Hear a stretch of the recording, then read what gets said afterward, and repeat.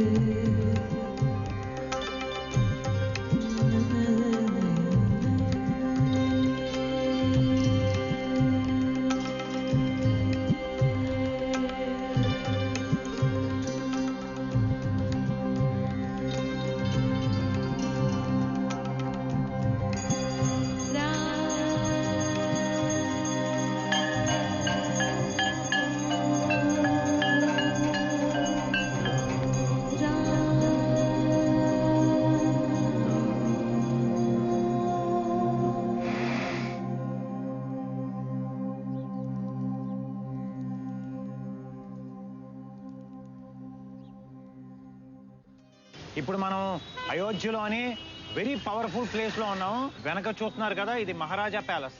అంటే సూర్యవంశస్థుడైన అయోధ్య మహారాజు గారి ప్యాలెస్ మాట. ఇప్పుడు అయోధ్య మహారాజుగా ఉన్న ఆయన బిమలేంద్ర మోహన్ ప్రతాప్ మిశ్రా. ఆయన అయోధ్య రామజన్మభూమి తీర్థక్షేత్ర ట్రస్ట్ పర్మనెంట్ మెంబర్ కూడా. ఈ అద్భుతమైన ప్లేస్లో రాముడి యొక్క మొట్టమొదటి గుణం, దానికి సంబంధించిన నిర్వచనం గురించి మాట్లాడుకుందాం. రాముడు సర్వగుణవంతుడు అంటారు.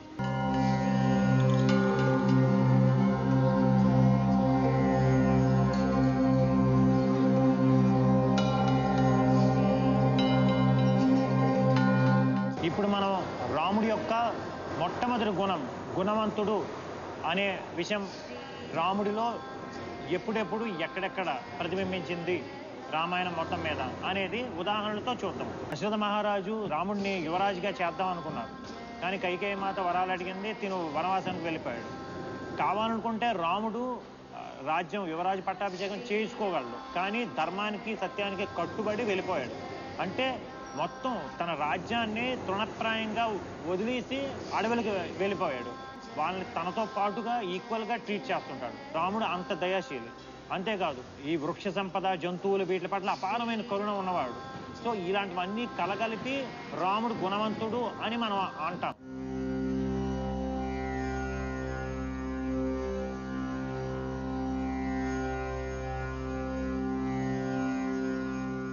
ఇప్పుడు మనం రాముడి యొక్క మొట్టమొదటి గుణవంతుడు అనేది మనం ప్రజెంట్ సర్కమ్స్టాన్సెస్లో అడాప్ట్ చేసుకోవడం వలన ప్రజెంట్ జనరేషన్కి ఏమి లాభాలు అనేది చూద్దాం. అంతకుముందు మనం ఈ అయోధ్యలోని ఒక అద్భుతమైన ప్రదేశంలో ఉన్నాం. ఇది విభీషణ కుండం అంటారు. అంటే అయోధ్యకి రాముడి యొక్క పట్టాభిషేకానికి వచ్చిన విభీషణుడి కోసం రాముడు ఒక పెద్ద కోటని కట్టించి ఇచ్చాడు. అప్పుడు విభీషణుడు ఇక్కడ ఒక కుండాన్ని తవ్వించాడు, సరస్సు లాంటి దాన్ని. దీన్ని విభీషణ కుండం అంటారు. యూపీ గవర్నమెంట్ వాళ్ళు రెనోవేట్ చేస్తున్నారు. క్యారెక్టర్, గుణవంతుడు అంటే మనం ఆల్రెడీ అనుకున్నాం కదా, క్యారెక్టర్ ఉండడం అంటే ఎప్పుడు ధర్మబద్ధంగా ఉండడము, నీతిగా నడుచుకోవడము, సత్యమనే చెప్పడము.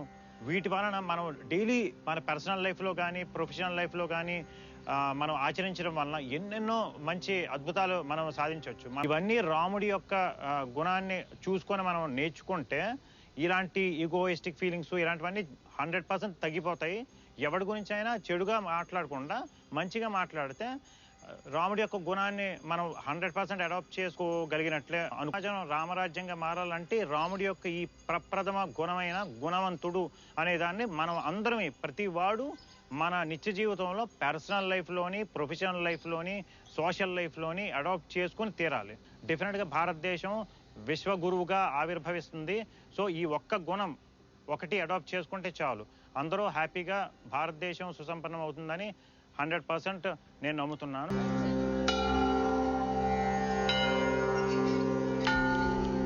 ఈరోజు మనం అయోధ్యలోని ఒక అద్భుతమైన ప్రదేశంలో ఉన్నాము. ఈ ప్రదేశం పేరు జానకి మహల్ అనే దీంట్లో రాముడు సీత మందిరం ఉన్నది. మందిరాన్ని 80 సంవత్సరాల క్రితం ఒక ట్రస్ట్ వాళ్ళు నిర్మించారు. ఇక్కడ దీని ప్రత్యేకత ఏంటంటే ప్రతి సంవత్సరం మార్గశిర శుక్లపక్ష పంచమి తిథి నాడు సీతమ్మ వారు రాముల వారు ఈరోజు స్వయంవర దినోత్సవంగా ఇక్కడ జరుపుకుంటారు. అంటే ఈ రోజే రాముడికి సీతకి స్వయంవరం అయింది. రాముడు శివధనుస్సును విరిచిన రోజు, సీతమ్మ వారు రాముడి మెడలో వరమాల వేసిన రోజు ఈ రోజుగా, అంటే మార్గశిర శుక్లపక్ష పంచమి నాడు. ఈ రోజు స్పెషాలిటీ ఏంటంటే అయోధ్యలోని దశరథ మహల్ అంటే దశరథుడి అంతఃపురం నుండి పెళ్లి ఊరేగింపు రూపంలో ఇక్కడ బారాత్ అంటారు. చాలా చాలా ఘనంగా ఊరేగింపు రూపంలో వచ్చి ఈ జానకి మహల్ వరకు వస్తుంది. సీతారాములు, లక్ష్మణుడు, ఊర్మిళ, భరతుడు, మాండవి, శృతకీర్తి, శత్రుఘ్నుడు వీళ్ళు పెళ్లి ఊరేగింపుతో తిరిగి దశరథ మహల్ వరకు వెళ్తారు. ఎంత ఘనంగా జరుగుతుందంటే మొత్తం అయోధ్యలోని ప్రతి వాడు ఇది తమ సొంత ఇంటి పెళ్లిలాగా భావించి వాళ్ళ ఇంట్లో పెళ్లికి ఎంత ఘనంగా చేస్తారో అంత బాగా అందరూ ఇందులో పార్టిసిపేట్ చేస్తారు. ఇక్కడ సీతమ్మ వారు రాముల వారు చాలా చాలా చాలా అద్భుతమైన అందంతో ఉంటారు.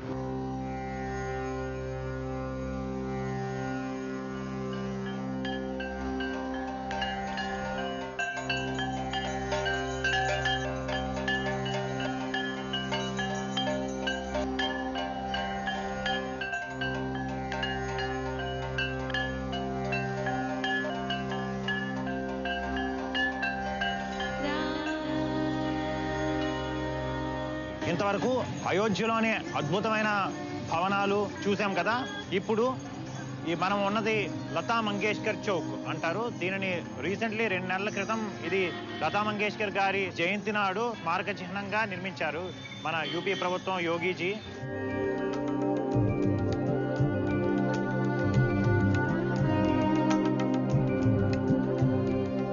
ఈరోజు మనం ఒక దివ్యమైన భక్తి క్షేత్రంలో ఉన్నాము. ఇది అయోధ్య నుండి 25 కిలోమీటర్ల దూరంలో ఉన్న నందిగ్రామం.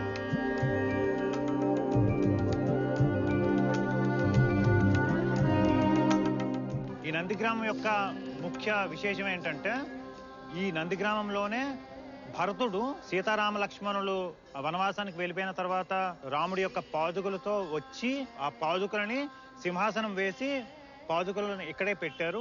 అండ్ ఇక్కడే భరతుడు ఆశ్రమం కూడా నిర్మించుకున్నారు. ఎందుకంటే సీతారాములు లేని అయోధ్యకి నేను వెళ్ళను, ఇక్కడే ఉంటాను, మళ్ళీ 14 సంవత్సరాల తర్వాత సీతారామ లక్ష్మణులు వచ్చిన తర్వాతే నేను అయోధ్యలోకి ఎంటర్ అవుతానని ఇక్కడే ఉండిపోయారు.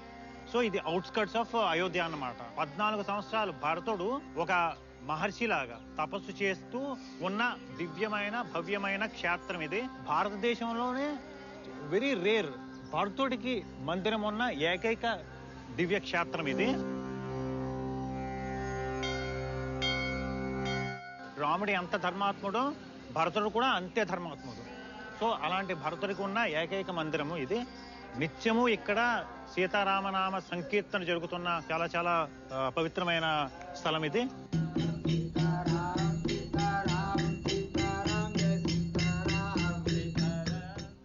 ఈరోజు దాని గురించిన గుడి లోపలికి వెళ్దాం, అన్ని విశేషాలు కూడా చూద్దాం.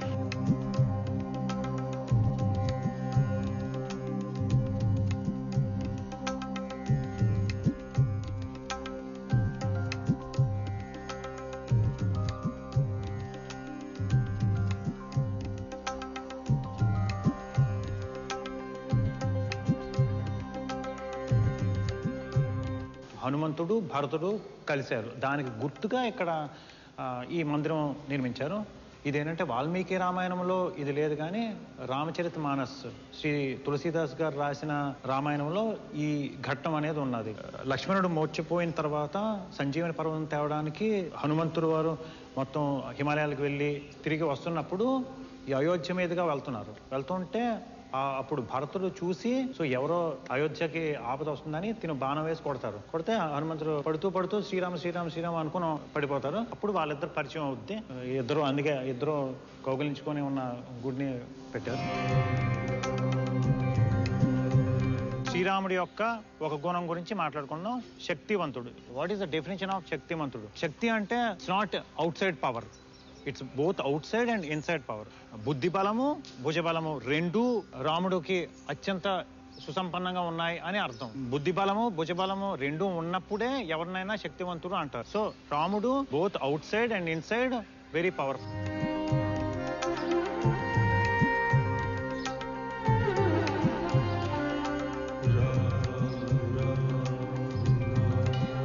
ఈ శక్తివంతుడు అనే గుణం రాముడిలో ఎప్పుడెప్పుడు ప్రకటితమైంది చూద్దాం. రామాయణంలో అసలు రాముడు మొట్టమొదటిసారి తన శక్తిని ప్రదర్శించినది విశ్వామిత్రుడు రామలక్ష్మణులు పట్టుకొని సిద్ధాశ్రమానికి పట్టుకొని వెళ్ళే అప్పుడు మొట్టమొదటిసారిగా రాముడి యొక్క శక్తి ప్రపంచానికి తెలిసింది. 1000 ఏనుగుల బలం గల తాటిక లాంటి మహారాక్షసిని ఒక్క బాణంతో చంపాడు.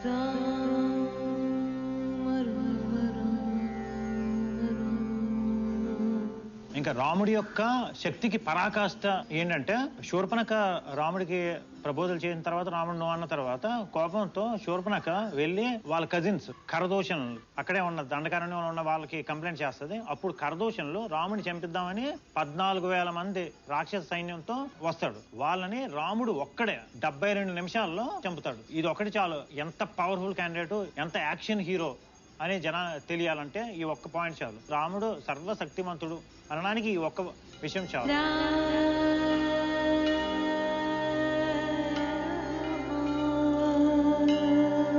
సైడ్ అండ్ అవుట్ సైడ్ బుద్ధి బలం, mind power as well as muscle power. దానికి సంబంధించిన సింపుల్ ఎగ్జాంపుల్ ఏంటంటే ఇప్పుడు మనం ఏదో ఒక పనికి వెళ్దాం అనుకుంటాం, చాలా ఇంపార్టెంట్ పనికి. కానీ మనకి మైండ్ మన బుద్ధికి తెలుస్తుంటుంది లేవాలి అని, కానీ మన బాడీ సహకరించదు. సో దానివల్ల మనకి మన పని అవ్వదు. సో బుద్ధి బలము ఫిజికల్ పవర్ రెండు మిక్స్ చేసినప్పుడే శక్తివంతుడు అనిపించుకోండి.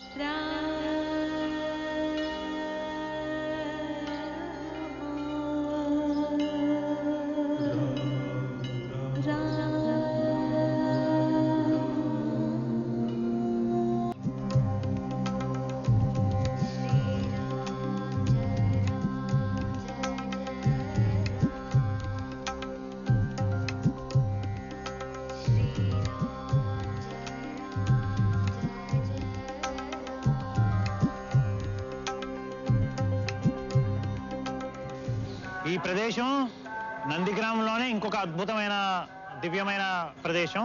ఇక్కడే భరతుడి తపస్సు చేసిన ప్రదేశం. దీన్ని భరతుడి తపోవనముగా ప్రసిద్ధిగాంచింది.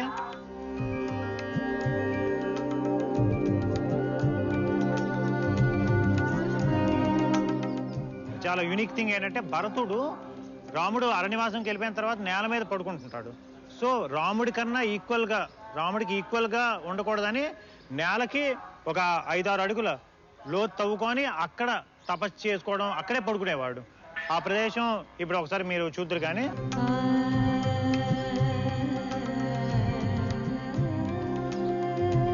అరణ్యవాసం తర్వాత సీతారామ లక్ష్మణులు ఇదే ప్రదేశానికి వచ్చి భరతుడిని కలుసుకున్నారు. వాళ్ళిద్దరి కలయికకి చిహ్నంగా రామ భరత మిలన మందిర్, అంటే రాముడు భరతుడు కలిసిన ప్రదేశం మందిరంగా కూడా ఒకటి కట్టారు. చాలా అద్భుతమైన క్షేత్రం. ఇప్పుడు రాముడి యొక్క అతి ముఖ్యమైన గుణం గురించి మాట్లాడుకుందాం. రాముడు మహాధర్మజ్ఞుడు. అసలు ఆ ధర్మజ్ఞుడు అంటే ఏంటి అంటే ధర్మాన్ని ఆచరించేవాడిని ధర్మజ్ఞుడు అంటారు. అసలు ధర్మం అంటే ఏంటి? ధర్మం అంటే లోకహితం కోరేది ధర్మం. అంటే సమాజ హితము, లోకహితము, మానవుల హితాన్ని కోరేది ధర్మము అంటారు. రాముడికి ఆ ధర్మము తెలుసును, ఆ ధర్మాన్ని ఆచరించడం తెలుసును. కనుక రాముడు మహాధర్మజ్ఞుడు అంటారు.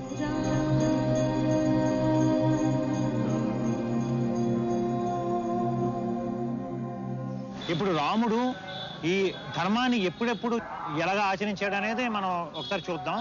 తల్లిదండ్రులతో రాముడు ఎలా ప్రవర్తించేవాడు, గురువులతో ఎలా ప్రవర్తించేవాడు, లేకపోతే సోదరులతో ఎలా ప్రవర్తించేవాడు, స్నేహితులతో ఎలా ధర్మాన్ని ఆచరించేవాడు అనేది మనం ఒకసారి చూద్దాం. తల్లిదండ్రుల పట్ల ధర్మం ఏంటి? ఒక పుత్ర ధర్మంగా, పుత్రుడిగా తల్లిదండ్రులను గౌరవించడం, ఎల్లప్పుడూ వారి మాటని వినడం, వారి యొక్క కోరికలను తీర్చడం పుత్రుడిగా.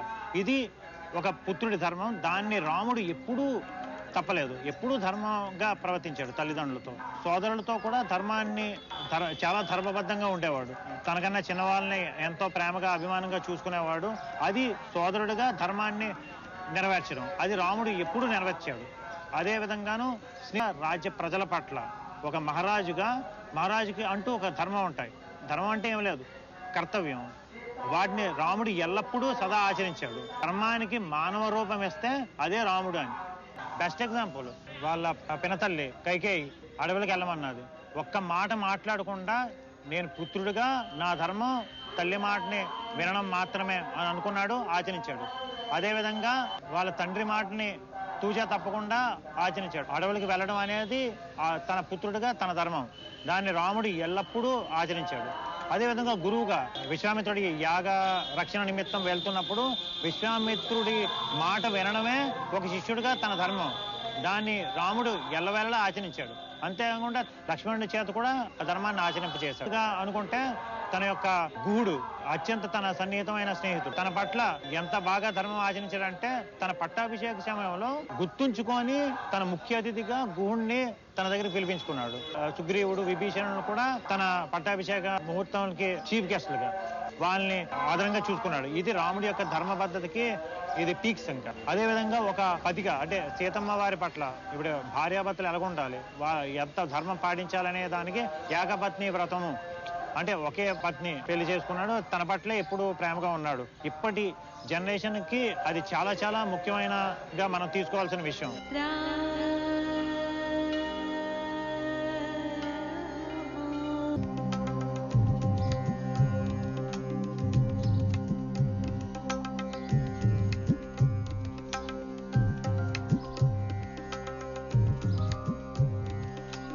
ఇప్పుడు మనం ఇంకొక అద్భుతమైన స్థలం గురించి తెలుసుకుందాం.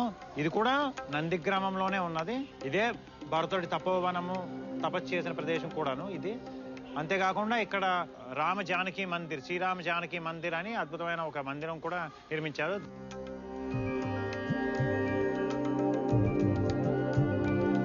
ఇంకొక చాలా చాలా అతి పుణ్యమైన పవిత్రమైన స్థలం ఒకటి ఉన్నది, భరతకూపం అంటారు దాన్ని. ఈ భరతకూపం ఏంటంటే, ఇప్పుడు రాముడి పట్టాభిషేకం చేయడానికి దశరథుడు అనేక నదుల నుండి సముద్రాల నుండి నీరు తెచ్చి పట్టాభిషేక ముహూర్తం నాడు రాముడికి అభిషేకం చేయడానికి అనేక జలాలు తెచ్చారు. అవి తర్వాత అది పట్టాభిషేకం చేయలేకపోయారు. వనవాసానికి రాముడు సీతారాముడు వెళ్ళిపోయారు. తర్వాత దశరథుడి మరణం తర్వాత భరతుడికి మొత్తం జలాలన్నిటినీ తెచ్చి ఇక్కడ ఈ భరతకూపంలోనే నిక్షిప్తం చేశాడు. చాలా పవిత్రమైన జలం. దాన్ని ఒక్కసారి ఒక తీర్థం పుచ్చుకుంటే సకల పాపాలు తొలుగుతాయని ఇక్కడ పెద్దలు చెప్తున్నారు.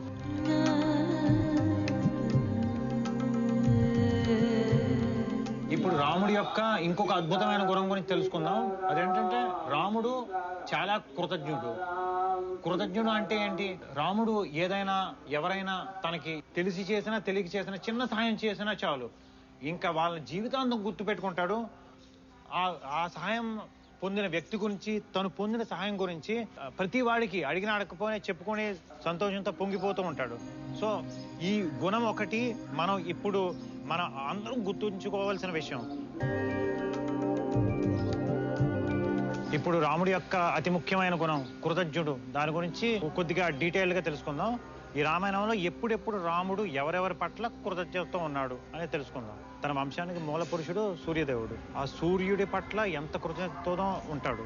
ఎవ్రీడే మార్నింగ్ సూర్యోదయానికి ముందే లేస్తాడు. సూర్యోపాసన చేస్తూ సూర్యుడిని నమస్కరిస్తూ తన యొక్క దినచర్య ప్రారంభిస్తాడు. రాముడు యొక్క సూర్యవంశస్థుడు కాబట్టి సూర్యుడి పట్ల ఎల్లప్పుడూ కృతజ్ఞతతో ఉంటాడు. ఆ సూర్యుడి వల్లనే తన యొక్క జీవనం కొనసాగుతుంది అనే కృతజ్ఞత రాముడిలో ఎల్లప్పుడూ ప్రతి క్షణము ఉంటుంటుంది. తన యొక్క వంశ మూల పురుషులు అందరూ, తన యొక్క తాత తండ్రులు ముత్తాతలు, వాళ్ళందరి పట్ల ఎల్లప్పుడూ చాలా కృతజ్ఞతతో ఉంటాడు. ఎందుకంటే వాళ్ళ పెట్టిన భిక్ష తన జీవితం అని రాముడు ప్రతి క్షణం అదే స్పృహలో ఉంటాడు. తన తండ్రి పట్ల, తల్లిదండ్రుల పట్ల, గురువుల పట్ల ఎల్లప్పుడూ కృతజ్ఞతతో ఉంటాడు. ఎందుకంటే వాళ్ళ ద్వారా రాముడు ఎప్పుడూ ఏదో ఒకటి పొందుతూ ఉంటాడు. సో తను ఎవరి దగ్గరైనా ఏదైనా సహాయం పొందినా, ఏదైనా తీసుకున్నా కృతజ్ఞతతో ఎల్లప్పుడూ ఉంటాడు అనడానికి ఇదే నిదర్శనం. ఒక రాజ్యం అన్న తర్వాత, లేకపోతే ఒక సమాజం అన్న తర్వాత ప్రతివాడు ఇంకొకటి మీద ఆధారపడి జీవించాలి. మనం జీవిస్తున్నామంటే ఎంతో మంది యొక్క సహాయం లేకుండా మన జీవితం కొనసాగదు అనేది రాముడు ఎల్లప్పుడూ నమ్ముతాడు. హనుమంతుడు చేసిన సహాయం రాముడికి ఇంకెవరు చేయలేదు. రాముడు పట్టాభిషేకం సమయంలో హనుమంతుడితో అంటాడు, హనుమంత నీకు రుణం ఎలాగ తీర్చుకోగలను, ఎందుకంటే నువ్వు చేసిన సహాయాన్ని ఐ కాంట్ రెసిప్రికేట్, నీకు ఇంకొక సహాయం చేయలేను. రాముడు హనుమంతుడికి అంత స్థానం ఇచ్చాడు. సాక్షాత్తు రాముడు విష్ణు స్వరూపం. అలాంటి వాడు తనవితేరా హనుమంతుడికి కౌగిలించుకొని తనను ఆశీర్వదించాడు. ఆ కృతజ్ఞతని అలాగ తీర్చుకున్నాడు అనమాట. సో ఈ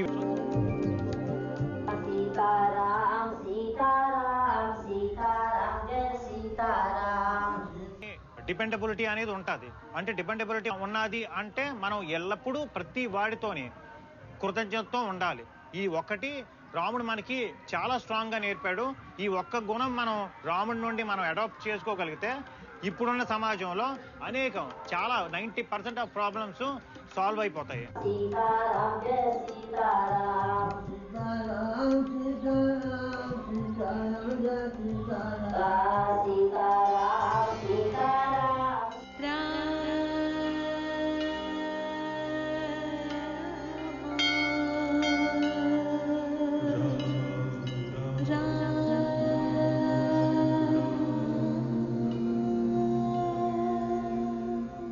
ఇంతవరకు నందిగ్రామంలో ఉన్న భరతాశ్రమంలో ఉన్న భరతకోపం గురించి, అలాగే రాముడి యొక్క చాలా చాలా ఇంపార్టెంట్ గుణం కృతజ్ఞుడు అనే గుణం గురించి మనం తెలుసుకున్నాం.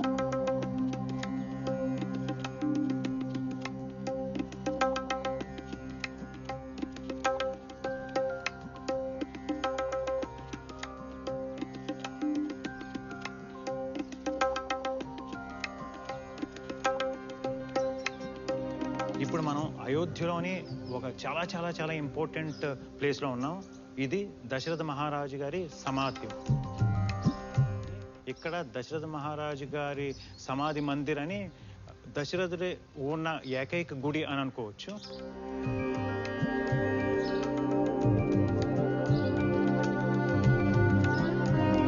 అయోధ్య నుండి అప్రాక్సిమేట్లీ 20 కిలోమీటర్ల దూరంలో ఉన్నది. ప్రతివాడు దర్శించదగిన ప్రదేశం. ఎందుకంటే దశరథ మహారాజు గారి అంతటి పుణ్యాత్ముడు ఇంకోళ్ళు ఉండరు. ఎందుకంటే దశరథ మహారాజు గారికి విష్ణుమూర్తి అంతటి వాడు రాముడిగా పుట్టాడంటే దశరథ మహారాజు గారు ఎంత గ్రేటో మీరు ఆలోచించండి.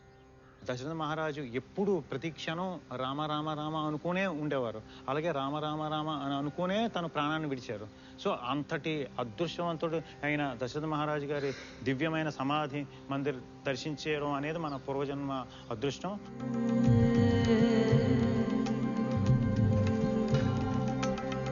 ఇప్పుడు మనం రాముడి యొక్క చాలా చాలా ఇంపార్టెంట్ గుణం గురించి మాట్లాడుకుందాం. రాముడు చాలా సత్యవాక్ పాలకుడు. అంటే రాముడు ఎప్పుడూ సత్యమనే మాట్లాడతాడు, అబద్ధం అస్సలు చెప్పడు. ఇది చాలా చాలా చాలా మనం నేర్చుకోవాల్సిన అతి ముఖ్యమైన గుణం. చూడడానికి చాలా సింపుల్ గుణంలాగా అనిపిస్తుంది, కానీ ఇది ఒక్కటి రాముడి గుణములలో సత్యవాక్ పాలన అనే ఒక్క గుణాన్ని పట్టుకుంటే మన జీవితాలు అన్నీ మారిపోతాయి. సత్యవాక్ పాలన అంటే ఆల్వేస్ టెల్స్ ట్రూత్. అసలు రాముడు రామాయణంలో ఈ సత్యవాక్ పాలన ఎప్పుడెప్పుడు ఏ సందర్భాల్లో చేశాడు అనేది మనం కొద్దిగా డీటెయిల్గా మాట్లాడదాం. రాముడి యొక్క ఈ గుణం యొక్క విశేషత ఇంకోటి కూడా ఉంది. రాముడు ఎల్లప్పుడూ సత్యాన్నే పలుకుతాడు. అంతేకాదు తన చుట్టూ ఉండే వాళ్ళ చేత కూడా సత్యాన్నే మాట్లాడించేటట్టు చేస్తాడు. అది ఇంకా గొప్ప విషయం. చాలా ముఖ్యమైన విషయం ఏంటంటే దశరథుడు కైకేయి మాతకి ఒక వరం ఇచ్చారు. ఆ వరాన్ని కైకేయి అడిగినప్పుడు రాముడు గాని కైకేయి మాటని పాటించకుండా ఉంటే దశరథుడు మాట తప్పిన వాడు అవుతును, అంటే దశరథుడు అసత్యవాక్ పాలకుడు అని అనిపించుకున్నాడు. కానీ రాముడు తను మాత్రమే ఆ విషయం పాటించకుండా మాత్రమే కాకుండా వాళ్ళ తండ్రి చేత కూడా సత్యవాక్ పాలన గావించిన గొప్ప వ్యక్తి. ఈ సత్యవాక్ పాలన అనేది రాముడికి అది పుట్టిన అప్పటి నుండి అది వచ్చింది. అది మనం అడాప్ట్ చేసుకుంటే మన జీవితాలు కూడా చాలా సుఖ సంతోషాలతో ఉంటాయి అనడంలో ఏ డౌట్ లేదు. రాముడిలో ఇంకో విషయం, తను సత్యం మాత్రమే మాట్లాడతాడు. అంతేకాదు తను ఏదైనా విషయం మాట్లాడంటే అది ఆటోమేటికల్లీ సత్యంగా కన్వర్ట్ చేయగల శక్తి సామర్థ్యాలు కూడా ఉన్నాయి. బెస్ట్ ఎగ్జాంపుల్ ఏంటంటే మొట్టమొదటిసారిగా సుగ్రీవుడిని రాజుగా ముందు అనౌన్స్ చేస్తాడు. ఆ తర్వాత వాళ్ళని చంపుతాడు. రాముడు ఒక మాట చెప్పిన తర్వాత దాన్ని సత్యంగా ఎలా చేసుకోవాలో కూడా రాముడు చేస్తాడు. అలాగే విభీషణుడిని తన కలిసిన వెంటనే లంకా రాజ్యానికి రాజుని చేస్తాడు. ఆ తర్వాత రావణాసుని చంపి ఆ తర్వాత పట్టాభిషేకం చేస్తాడు. రాముడి యొక్క ఈ గుణం నుండి తెలుసుకోవాల్సింది ఏంటంటే తను సత్యాన్నే ఆల్వేస్ మాట్లాడతాడు. క్యారీ చేయక్కర్లేదు. అబద్ధం చెప్పినప్పుడే చాలా కథలు, కహానీలు, స్టోరీలు మనం క్యారీ చేయాలి మైండ్లో. నిజం చెప్పడం వలన మనసు చాలా క్లీన్గా ఉంటుంది, నో టెన్షన్స్. దానివల్ల ఏంటంటే మనకి మైండ్, హార్ట్ చాలా ప్యూర్గా ఉంటుంది.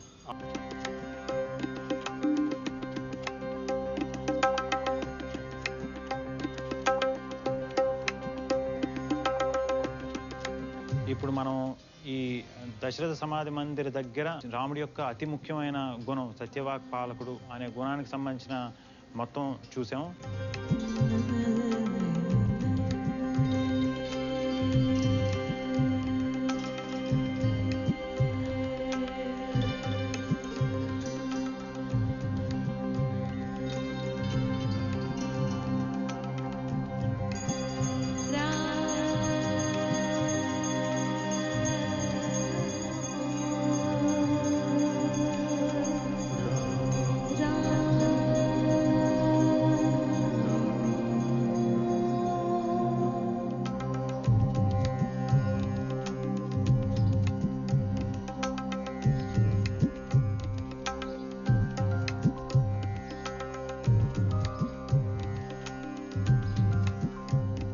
ఈరోజు మనం అయోధ్యలోని మరో అతి ముఖ్యమైన ప్రదేశం దగ్గరికి వచ్చాము.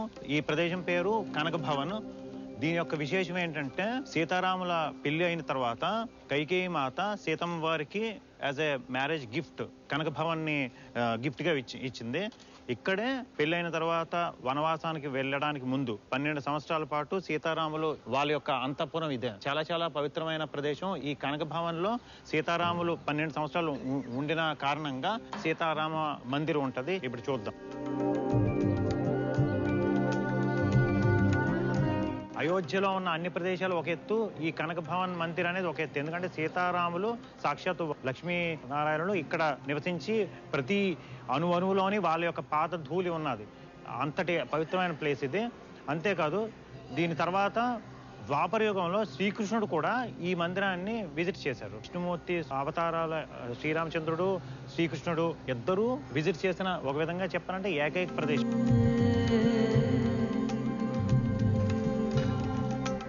రాముడు, సీతమ్మ వారు, శ్రీకృష్ణుడి పాదముద్రలు ఇక్కడ నిక్షిప్తమై ఉన్నాయి. సో అందరూ దీనిని దర్శించుకొని పునీతులు అవ్వాలని నేను ఆశిస్తున్నాను.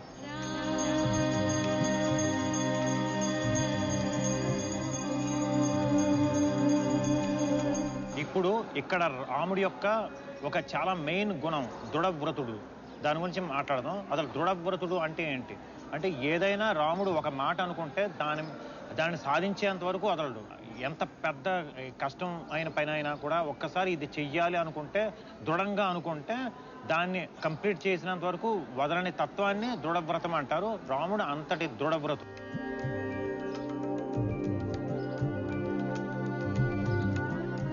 అసలు రాముడు దృఢవ్రతుడు అని చెప్పుకున్నాం కదా.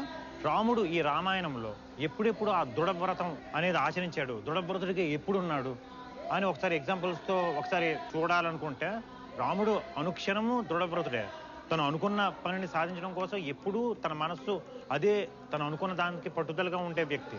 ఫర్ ఎగ్జాంపుల్ కొన్ని విషయాలు మాట్లాడదాం. దృఢవ్రతానికి సంబంధించిన పీక్స్ అనుకుంటే, తనని ఆ వనవాసానికి వెళ్ళమని కైకేయి మాత చెప్పిన తర్వాత దశరథ మహారాజు ఒప్పుకోలేదు. వెళ్ళవద్దు, అడవికి వెళ్ళక్కర్లేదు అని, నేను వరాలను ఉపసంహరించుకుంటానన్నాడు. తర్వాత వశిష్ఠ మహర్షి, మొత్తం అయోధ్య ప్రజలు, వాళ్ళ సోదరులు మొత్తం అందరూ రాముడు వెళ్ళడం అనేది ఇష్టం లేదు, ఉండిపోవాలని అనుకున్నారు. కానీ తన తండ్రిని మాట నిలబెట్టడం కోసం రాముడు అడవికి వెళ్ళడానికి కూడా రెడీ అయిపోయాడు. సో అది రాముడి యొక్క దృఢవ్రతాన్ని సూచిస్తుంది. అందరూ మొత్తం రాముడు అడవికి వెళ్ళడానికి అందరూ ఎగినెస్టే, కానీ రాముడు మాత్రం ధర్మం కోసం, సత్యం కోసం తను అనుకున్న దీనిని దృఢవ్రతాన్ని ఆచరించడానికి సిద్ధపడ్డాడు, కానీ అది వదిలిద్దామని అనుకోలేదు. ఈ ఒక్క విషయం చాలు రాముడు ఎంత దృఢవ్రతుడు అని చెప్పడానికి. అదేవిధంగా ఇంకొకటి, రాముడు కావాలనుకుంటే ఇప్పుడు సుగ్రీవుడితో మైత్రి అయిన తర్వాత బాలిని చంపుతాను అని ముందే మాటిచ్చాడు. మాటిచ్చిన తర్వాత ఎంత దృఢంగా మాటిచ్చాడంటే నేను నిజంగా అమలు చేసి బాలిని చంపేంత వరకు కూడాను అదే కాన్సన్ట్రేషన్తో ఉన్నాడు. సో రాముడు ఏంటంటే దృఢవ్రతము అని అనుకుంటే ఓన్లీ ఏదో మనం అనేసుకుంటే చాలదు, మనసుతో దృఢంగా సంకల్పించాలి, తర్వాత బుద్ధితో ఆలోచించాలి, ప్రణాళిక వేసుకోవాలి, దానిని మనం ఆచరించాలి. ఈ 3 స్టేజులు త్రూ అయితేనే ఆ దృఢవ్రతుడు అని అనడానికి అర్హత సంపాదించినట్టు. ఆ అర్హత రాముడికి ఎప్పుడు ఉన్నది అని అనడానికి ఈ ఉదాహరణలే చాలు. సింపుల్ ఎగ్జాంపుల్ ఏంటంటే రాముడు విభీషణుడిని కలిసిన వెంటనే తనకి రాజుని చేశాడు. అప్పటికి వాళ్ళ అన్నయ్య రావణాసురుడు ఆల్రెడీ రాజు, కానీ రాముడు ఎంత దృఢంగా తనకి మాటిచ్చాడంటే దాన్ని ఆచరించినంత వరకు తను అదే ప్రణాళిక యుద్ధంలో తనని ఎలాగ విజయం సాధించినంత వరకు వానరుల్ని నడిపించాడు, వాళ్ళ రాక్షస సైన్యంతో యుద్ధం చేయించాడు, గెలిపించాడు, తర్వాత మళ్ళీ అఫీషియల్లీ రాజుని చేశాడు. రాముడి ఎంత దృఢవ్రతుడు అనడానికి ఈ 2-3 ఎగ్జాంపుల్స్ మనకి మొత్తం రామాయణంలో చాలా ఇంపార్టెంట్ ఎగ్జాంపుల్స్ అని చెప్పుకోవచ్చు.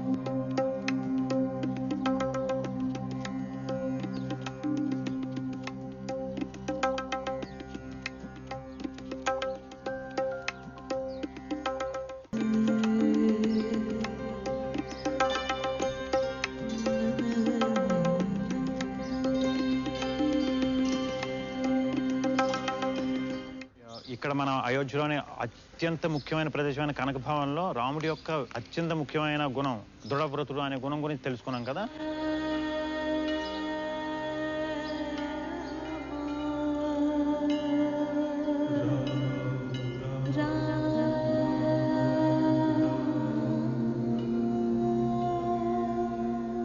ఈరోజు మనం అయోధ్యలోని అత్యంత ముఖ్యమైన ప్రదేశంలో ఉన్నాం. ఈ ప్రదేశం పేరు దశరథ మహారాజ్జీ మహల్.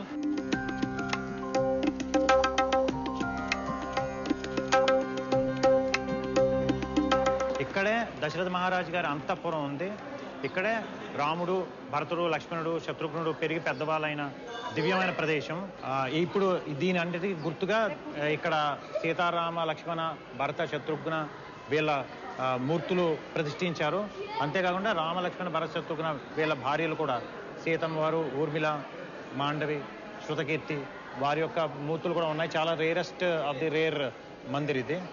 ఇది దర్శించుకొని అందరూ ఆనందించాలని నేను కోరుకుంటున్నాను.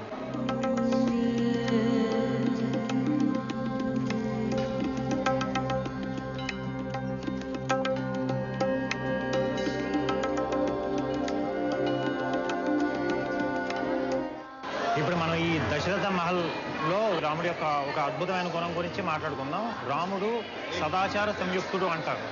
సదాచార సంయుక్తుడు అంటే ఏంటి?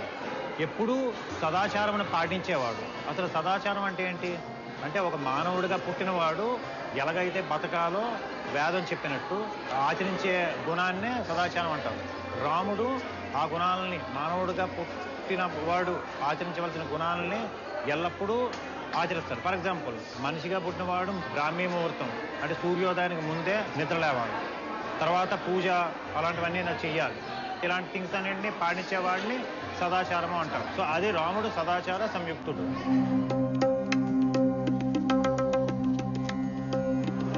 ఇప్పుడు ఇక్కడ ఈ దశరథ మహారాజ్ మహల్లో రాముడి యొక్క ముఖ్యమైన గుణం సదాచార సంపన్నుడు, సదాచార సంయుక్తుడు. దీని గురించిన డీటెయిల్స్లోకి వెళ్దాము. రామాయణంలో రాముడిలో ఈ గుణం ఎప్పుడెప్పుడు ప్రతిబింబించింది అనేది మనం డీటెయిల్గా మాట్లాడదాం. ఇప్పుడు రాముడు చెప్పాం కదా సదాచార సంయుక్తుడు అని. ఎప్పుడు అంటే సదాచారం అంటే సదాచారం పాటించేవాడు, అంటే తల్లిదండ్రుల మాటలు, గురువుల మాటలు వినేవాడు, అలాగే శాస్త్రం చెప్పినది ఆచరించేవాడు. ఫర్ ఎగ్జాంపుల్ సింపుల్గా సూర్యోదయానికి ముందే నిద్ర లేచి తన యొక్క కాలకృత్యాలు అన్ని తీర్చుకొని పూజ ఇలాంటివి పద్ధతిగా చేసుకొని ఇలాగ ఉండేవాడు. ఒక శాస్త్రం చెప్పినట్టుగా నడుచుకునేవాడిని సదాచార సంయుక్తుడు అంటారు. ఇది ఎక్కడి నుండి అంటే దశరథుడికి, అంటే ఒక విధంగా మానవుడికి కావాల్సిన సంస్కారం సంస్కారం అంటారు కదా, ఆ సంస్కారం అనేది రాముడికి ఉన్నది. అది పెద్దల దగ్గర నుండి మాత్రమే వస్తుంది. అంటే తల్లిదండ్రులైన కౌసల్య, దశరథ మహారాజు, అలాగే విశ్వామిత్ర, వశిష్ఠుడు అనే గురువులు ద్వారా తనకి అది సంపాదించుకున్నాడు. అది ఎప్పుడూ తన నుండి విడిపడలేదు. ఆల్వేస్ దాన్ని ఆచరించాడు. ప్రతికూల పరిస్థితులైన అడవికి వెళ్ళాడు, వనవాసానికి వెళ్ళినప్పుడు అలాంటి దగ్గర కూడాను తను పద్ధతిగా పూజా కార్యక్రమాలు ఎప్పుడూ మానలేదు. అలాగే ఆచారాన్ని ఎప్పుడు విడవలేదు. ఏది ఎప్పుడు ఎలా చేయాలో అలా చేస్తూనే ఉన్నాడు. ఫర్ ఎగ్జాంపుల్ పంచవటిలో కుటీరం నిర్మించినప్పుడు, అలాగే చిత్రకూటంలో తను నివాసం ఉన్నప్పుడు, అరణ్యవాస సమయం అప్పుడు కూడా ఆ కుటీరం వేసుకున్న తర్వాత మన శాస్త్రం చెప్పినట్టుగా పూజాధికాలన్నీ చేసుకొని శాంతి హోమాలు అవన్నీ నిర్వహించుకొని గృహప్రవేశం చేశారు. కానీ తన బుద్ధికి తోచినట్టుగా అలాగేమీ చేయలేదు. సో సదాచార సంయుక్తులు అంటే ఒక్క మాటలో చెప్పాలంటే మనకి పెద్దలు, తల్లిదండ్రులు, గురువులు చెప్పిన మంచి మాటల్ని ఆచరణలో పెట్టి ఆచరించడం అనేది అర్థం చేసుకోవాలి.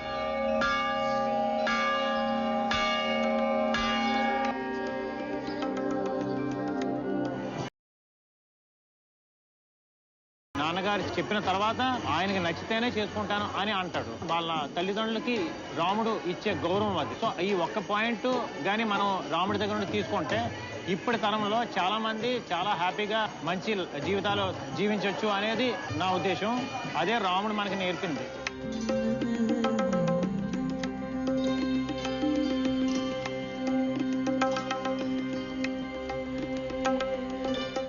ఈ ఎపిసోడ్లో మనం దశరథ మహారాజ్జీ మహల్ చూసాము. అక్కడే రాముడి యొక్క అతి ముఖ్యమైన గుణం సదాచార సంయుక్తుడు అనే గుణం సంబంధించిన డీటెయిల్స్ అన్ని మనం చూసాం.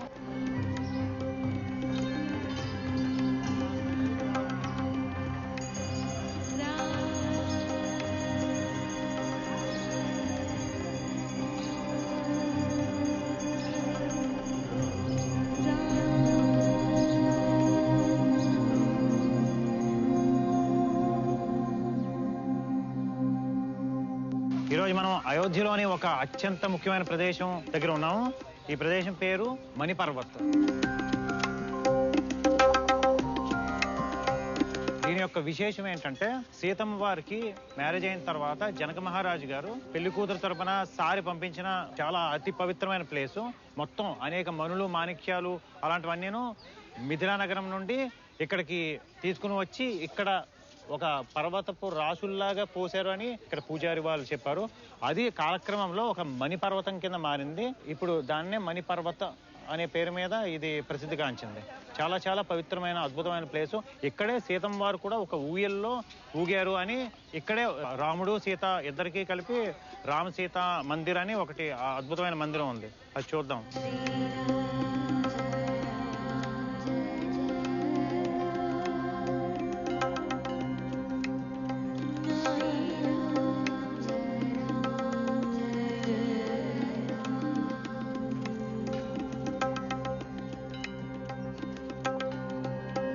ఇప్పుడు మనం అయోధ్యలోని అద్భుతమైన ప్రదేశం మణి పర్వత్ దగ్గర ఉన్నాము. ఇక్కడ మనం రాముడి యొక్క ఒక అత్యద్భుతమైన గుణం గురించి తెలుసుకుందాం. ఆ గుణం ఏంటంటే రాముడు సర్వభూత హితుడు. అంటే అన్ని జంతువులని, ప్రాణులందరినీ సమదృష్టితో సమానంగా చూస్తాడు. భూమి పైన ఆల్మోస్ట్ 24 లక్షల జీవరాశులు ఉన్నాయి. అందులో మానవుడు ఒకడు. కానీ రాముడు మానవులతోనే మాత్రమే కాకుండా మానవులను ఎలాగ ట్రీట్ చేస్తాడు, అదేవిధంగా సకల వృక్షాలని, సకల జంతువులని, సకల జీవరాశుల్ని ఒకే విధంగా చూస్తాడు. అది సర్వభూత హితుడు అని రాముడిని అంటారు. అందరినీ ఒకేలాగా ఈక్వల్గా చూస్తాడు అని అనడానికి ప్రత్యక్ష దర్శనం రాముడి యొక్క ఫ్రెండ్స్ లిస్ట్ చూస్తే తెలిసిపోద్ది. రాముడికి అత్యంత క్లోజ్ ఫ్రెండ్స్ ఎవరు? ఒకడు గుహుడు ఏంటంటే ఒక అటవికి జాతికి చెందిన వ్యక్తి. అలాగే ఇంకొక అత్యంత క్లోజ్ ఫ్రెండ్ అంటే సుగ్రీవుడు వానరుడు. అలాగే హనుమంతుడు. అదేవిధంగా ఒక రాక్షస జాతికి చెందిన విభీషణుడు. అంటే ఒకటి ఫ్రెండ్స్ ని చూసి వారి యొక్క క్యారెక్టర్ ని అసెస్ చేయొచ్చు అనేది మనం పెద్దలు చెప్పిన మాట.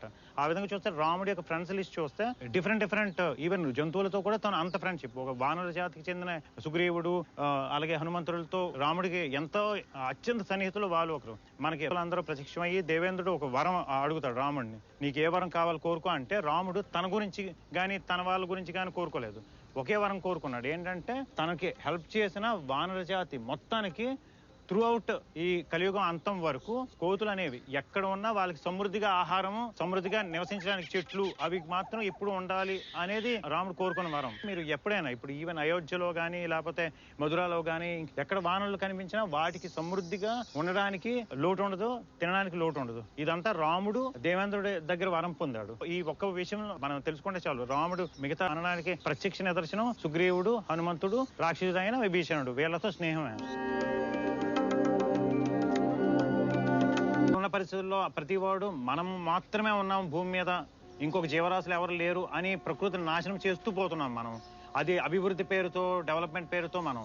దానివల్ల ఏంటంటే ప్రకృతి సమతుల్యం అనేది దెబ్బతిని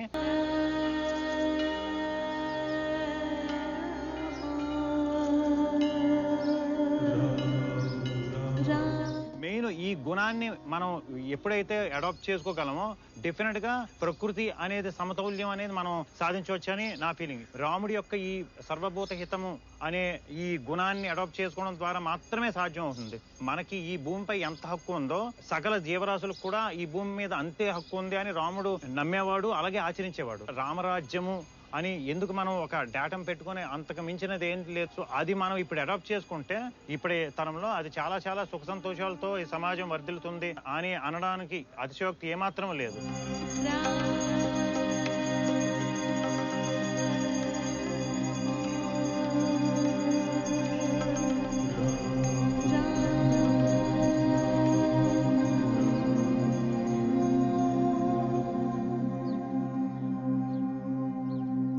అయోధ్యలోని అతి ముఖ్యమైన ప్లేస్ లో ఉన్నాం, హనుమాన్ గడి మందిర్. ఇక్కడ ఏంటంటే రామ పట్టాభిషేకం అయిన తర్వాత అందరూ వెళ్ళిపోతారు, వెనక్కి వెళ్ళిపోతుంటారు వాళ్ళ వాళ్ళ స్థానాలకి. వానరులేమో కిష్కిందకి వెళ్ళిపోతారు, విభీషణుడేమో లంకకి వెళ్ళిపోతాడు. కానీ హనుమంతుడు మాత్రం ఇంకా వెళ్ళాను, ఇక్కడే ఉంటాను రాముడి వాళ్ళ దగ్గరే అని ఫిక్స్ అయిపోతారు. అప్పుడు సీతారాములు కలిసి హనుమంతుడిని ఇక్కడ ఉండమంటారు. తను ఇక్కడే ఒక ఆశ్రమం లాగా పెట్టుకొని ఇక్కడే ఉన్నారు. దాన్ని ఇప్పుడు మందిరంగా నిర్మించారు. చాలా చాలా అద్భుతమైన మందిరం.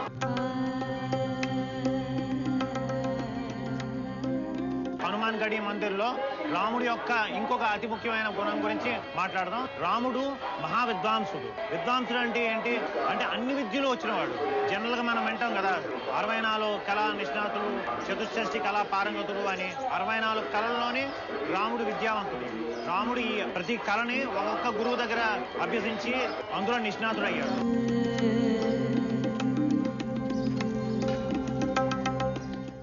ఇప్పుడు ఈ విద్వాంసుడు అనే గుణం రాముడిలో రామాయణంలో ఎప్పుడెప్పుడు ప్రకటితమైందనేది ఎగ్జాంపుల్స్ తో చూద్దాం. రాముడు అన్ని విద్యలు వచ్చిన అనుకున్నాం కదా, అసలు ఏవే విద్యలు? ఫర్ ఎగ్జాంపుల్ రామలక్ష్మణుల్ని విశ్వామిత్రుడు యాగర సంరక్షణకై పట్టుకుని వెళ్ళినప్పుడు తను అనేక నదులు, ఫస్ట్ ఏంటంటే సరియూ నది, తర్వాత తమసా నది, తర్వాత గోమతి నది, తర్వాత గంగా నది, వీటి మీదుగా సిద్ధాశ్రమంకి వెళ్తారు. రాముడు వెళ్లే దారిలో పడవలోని కొన్నిసార్లు ఈత కొట్టుకుని, అంటే అంత ఉధృతమైన నదిలో కూడా ఈత కొట్టుకుని వెళ్తారు. రాముడికి ఈత అంటే ఇలాంటి ఫిజికల్ టైప్స్ ఆఫ్ గేమ్స్ ఇవి కూడా వచ్చిన దానికి ఇది నిదర్శనము. అంతేకాదు ఇంకా విద్వాంసులు అంటే విద్యలో అంటే తనకి తెలియని విద్య లేదు. జ్యోతిష్ శాస్త్రం తెలుసును, అలాగే వంట చేయడం తెలుసును, అదేవిధంగా ఖగోళ శాస్త్రం తెలుసును, వృక్ష శాస్త్రం తెలుసును. ఏది చేసినా అందులో రాముడి నిష్ణాతుడు. సకల వేదాలు తను అధ్యయనం చేశాడు. అంటే మామూలుగా ఇప్పుడు మనం నేర్చుకున్నట్టు విద్యలు అనేవి 2 రకాలు కదా. ఒకటి ఏంటంటే మనం జనరల్ గా మనం బతకడానికి ఒక విద్య, వృత్తి విద్యలు అలాంటివన్నీ మనం బతకడానికి కోసం చేసే విద్యలు. రెండోది ఏంటంటే మన యొక్క ఆత్మ సంతృప్తి గురించి నేర్చుకునే విద్యలు. రాముడికి ఈ 2 రకాల విద్యలో చాలా బాగా తెలుసు అనడానికి రామాయణంలో అనేక ఎగ్జాంపుల్స్ ఉన్నాయి. రాముడికి మెయిన్ ఈ విద్యల్లో ఒకటి వశిష్ఠ మహర్షి, ఇంకోటి విశ్వామిత్ర మహర్షి, వీళ్ళిద్దరి ద్వారా అనేక విద్యలు నేర్చుకున్నాడు. ఇంకా ఆఖరిగా రాముడికి ధనుర్విద్యలో రాముడిని మించిన వాళ్ళు ఈ లోకంలో లేరు. ఈ ధనుర్విద్యని రాముడు విశ్వామిత్ర మహర్షి ద్వారా నేర్చుకున్నాడు. రాముడికి నాట్య శాస్త్రము, సంగీత శాస్త్రం కూడా తెలుసు.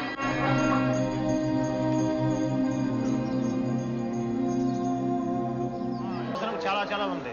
సో ఆధ్యాత్మిక విద్యలో కూడా ప్రతివాడు ఎంతో కొంత అనుభవం సంపాదించాలి. ఆధ్యాత్మిక విద్యలో అంటే ఫర్ ఎగ్జాంపుల్ సంగీతము, సాహిత్యము ఇలాంటివి. దీని ద్వారా మనం దేవుడిని చేరుకోవచ్చు. రాముడి యొక్క ఈ విద్వాంసుడు అనే గుణం నుండి మనం నేర్చుకోవాల్సింది ఏంటంటే ప్రతివాడు తన బతకడానికి కావలసిన విద్యతో పాటుగా ఆధ్యాత్మిక విద్యలో కూడా ఎంతో కొంత ప్రవేశం ఉండాలి అనేది. ఫర్ ఎగ్జాంపుల్ సంస్కృతం నేర్చుకుంటే భారతదేశానికి సంబంధించిన అనేక సాహిత్యం సంస్కృతంలో అవైలబుల్ ఉన్నాయి. దాని ద్వారా మనకి మన యొక్క దేశ సంస్కృతి సాంప్రదాయాల గురించి ఇప్పటి జనరేషన్కి ఎంతో కొంత తెలుసుకునే అవకాశం కలుగుతుంది. ఇక్కడ ఈ హనుమాన్ గుడి అనే అద్భుతమైన ప్రదేశంలో మనం రాముడి యొక్క విద్వాంసుడు అనే గుణాన్ని గురించి తెలుసుకున్నాం కదా.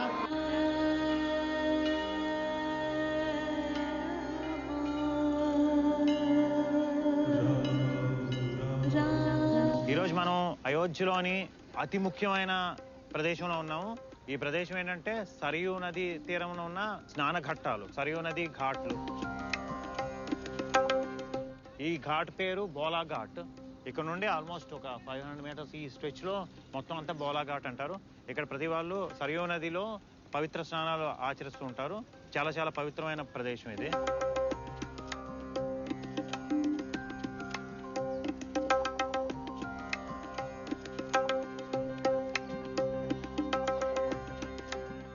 ఇక్కడ మనం రాముడి యొక్క ఒక అతి ముఖ్యమైన గుణం గురించి చెప్పుకుందాం. రాముడు సమర్థవంతుడు అంటే ఏంటి?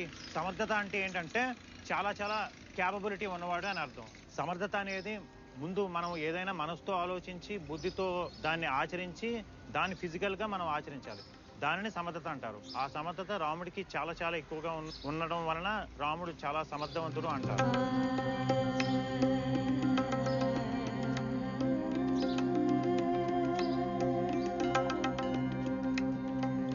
మనము సరియూ నదిలో ప్రయాణించబోతున్నాము. ఒక్కసారి ఈ పడవని చూడండి, వీళ్ళు ఎంత బాగా అలంకరించారు. ఎందుకంటే ఇక్కడ ఎవరు ఎక్కినా వాళ్ళని సీతారామ స్వరూపాలుగా భావించి ఇంత బాగా వీళ్ళు అలంకరిస్తారు.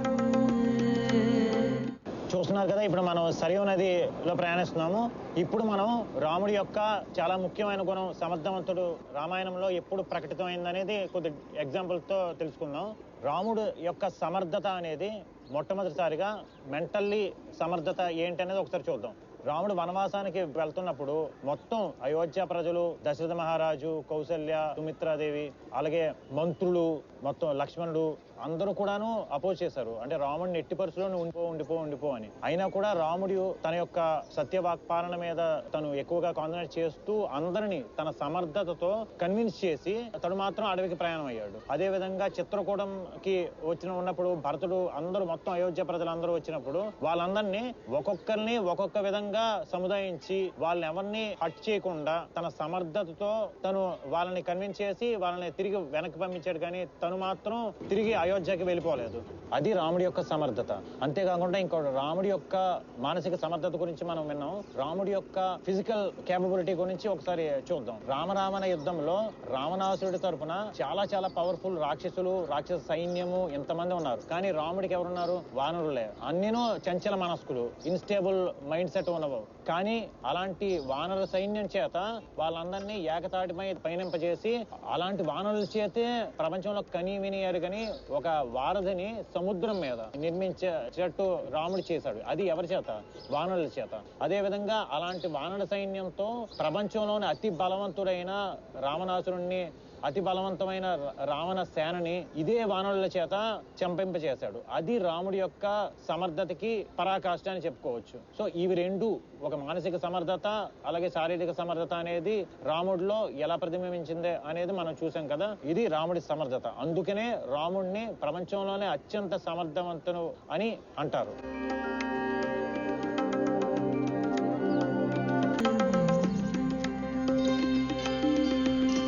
ఇప్పుడు మనం సరియూ ఘాట్ తీరంలో ఉన్న అద్భుతమైన శ్రీరామచంద్రుడి చిత్రపటం ముందు ఉన్నాం. ఒకసారి చూడండి ఎంత అద్భుతంగా పెయింటింగ్ వేశారో.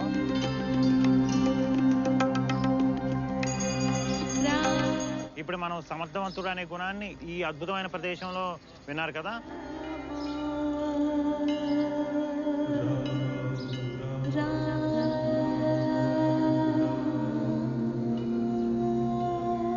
ఈ రోజు మనం అయోధ్యలోని ఒక అతి ముఖ్యమైన ప్లేస్ లో ఉన్నాం, సరియు ఘాట్ దగ్గర. ఈ ఘాట్ పేరు మాండవి ఘాట్. రాముడి యొక్క ఒక ముఖ్య గుణం ప్రియదర్శనుడు అనే గుణం గురించి తెలుసుకుందాము. ఇక్కడ ఏంటంటే ప్రతి వాళ్ళు మాండవి ఘాట్ దగ్గర వచ్చి సరియు నది జలాల్లో స్నానం చేయడం గానీ, కనీసం సరియు నది జలాల నుండి మొత్తం మనం నీటిని తీసుకొని జల్లుకోవడం గానీ చేస్తారు. చాలా చాలా పవిత్రమైన స్థలం. ఇప్పుడు మనం అయోధ్యలోని సరియు నయా ఘాట్ దగ్గర ఉన్నాం. ఇప్పుడు రాముడి యొక్క అతి ముఖ్యమైన సింపుల్ గుణం ప్రియదర్శనుడు అనే గుణంకి సంబంధించిన డెఫినేషన్ గురించి చెప్పుకుందాం. ప్రియదర్శనుడు అంటే ఏంటంటే అందరికీ ప్రియాన్ని సమకూర్చేవాడు. అంటే అందరి గురించి మంచిగా మాట్లాడేవాడు, అందరి గురించి మంచిగా ఆలోచించేవాడు, అందరితోనే మంచిగా ఉండేవాడు. దానివల్ల ఏంటంటే ప్రతి వాళ్ళు రాముడితో ఎల్లప్పుడూ ఉండాలని, రాముడు లేకపోయినా కూడా రామనామంతో ఎప్పుడు జపిస్తూ పరవశించిపోతూ ఉంటారు. ప్రియదర్శనుడిని ఇంకొక మాట కూడా అంటారు సౌందర్యవంతుడు. సౌందర్యవంతుడు అంటే అంత సౌందర్యము బాహ్య సౌందర్యం. ప్రియదర్శనుడు అన్న సౌందర్యవంతుడు అన్న ఒకటే. ఇప్పుడు మనం రాముడి యొక్క అతి ముఖ్య గుణం ప్రియదర్శనుడు అనే దాని గురించి చెప్పుకుందాం. ముందు చెప్పుకున్నట్టు రాముడు చాలా చాలా ప్రియదర్శనుడు. అది ఎప్పుడెప్పుడు ఎలా రామాయణంలో ప్రతిబింబించిందనే చూద్దాం. తనతో ఎవరైనా ఒక్కసారి మాట్లాడినా, కనీసం తనని ఒక్కసారి చూసినా కూడా జనాలందరూ పదే పదే రాముడిని తలుచుకుంటారు, పదే పదే రాముడిని ప్రేమించాలనుకుంటారు, రాముడిని అభిమానించాలనుకుంటారు, రాముడి చుట్టూ ఉందామనుకుంటారు. ఒక్క రాముడి యొక్క తల్లిదండ్రులు మాత్రమే కాదు, రాముడి గురువులు అంటే వశిష్ఠ మహర్షి, విశ్వామిత్ర మహర్షి, తర్వాత వనవాస సమయంలో అగస్త్య మహర్షి అందరూ కూడా రాముడిని చూస్తే చాలు పరవశించిపోయి రాముడి పేరుతో రామనామం జపిస్తూ ఉంటారు. దశరథ మహారాజు, కైకేయి మాత, కౌసల్య మాత, సుమిత్ర మాతలు పదే పదే రాముడి యొక్క ప్రియదర్శనము అంటే సౌందర్యానికి, మానసిక సౌందర్యము అంత సౌందర్యము రెండింటికి పరవశులు అయిపోయేవారు. సో రాముడు అంత ప్రియదర్శనుడు. ఎందుకంటే అంత బాగా మంచిగా మాట్లాడతాడు, అందరి గురించి మంచిగా ఆలోచిస్తాడు, అందరి గురించి మంచిగా చెప్తాడు. కనుక రాముడు ప్రియదర్శనుడు అంటారు. అదే విధంగా ఇంకా రాముడికి స్నేహితుల విషయంలో వశిష్ఠ మహర్షి యొక్క పుత్రుడు, అలాగే గుహుడు, తర్వాత ఏమో సుగ్రీవుడు, విభీషణుడు, హనుమంతుడు, వీళ్ళందరూ రాముడి యొక్క ప్రియదర్శనానికి పరవశించిపోతూ అదే విధంగా రామ రామ అనుకుని ఉంటుంటారు. రాముడి యొక్క ప్రియదర్శనము అనేది చాలా చాలా గుణాల్లో అత్యంత ఇంపార్టెంట్ గుణము. అంతేకాదు ఈ ఒక్క గుణాన్ని ప్రతి మానవుడు ఆచరించాడంటే మనం కూడా రాముడిలా మారతాము, మనలోనే రాముడిని చూడగలం. ఈ ఒక్క గుణము అంటే మొత్తం ప్రపంచం అంతా చాలా శాంతి భద్రతలతో సుఖ సంతోషాలతో ఉంటుందా అనడానికి ఏమాత్రం అతిశయోక్తి కాదు. ప్రతివాడు ప్రియదర్శనము అనే దాన్ని అడాప్ట్ చేసుకోవడం కూడా చాలా చాలా మంచి విషయం. సో రాముడి యొక్క ప్రియదర్శనం అనేది త్రూఅవుట్ రామాయణం, రాముడు ఎక్కడ కనిపిస్తా అక్కడ ప్రియదర్శనము అనే ఈ గుణం అనేది ఎప్పుడు ప్రకటితం అవుతూనే ఉంటుంది.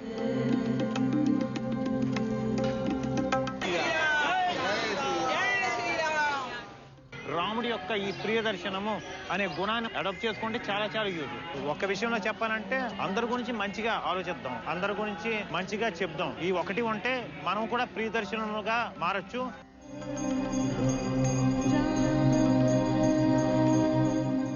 ఇంతవరకు మనం ఈ రాముడి యొక్క అతి ముఖ్య గుణం ప్రియదర్శనుడు అనే దాన్ని అయోధ్యలో అని అతి ముఖ్యమైన ప్రదేశం మాండవి ఘాట్ దగ్గర చూసాం కదా.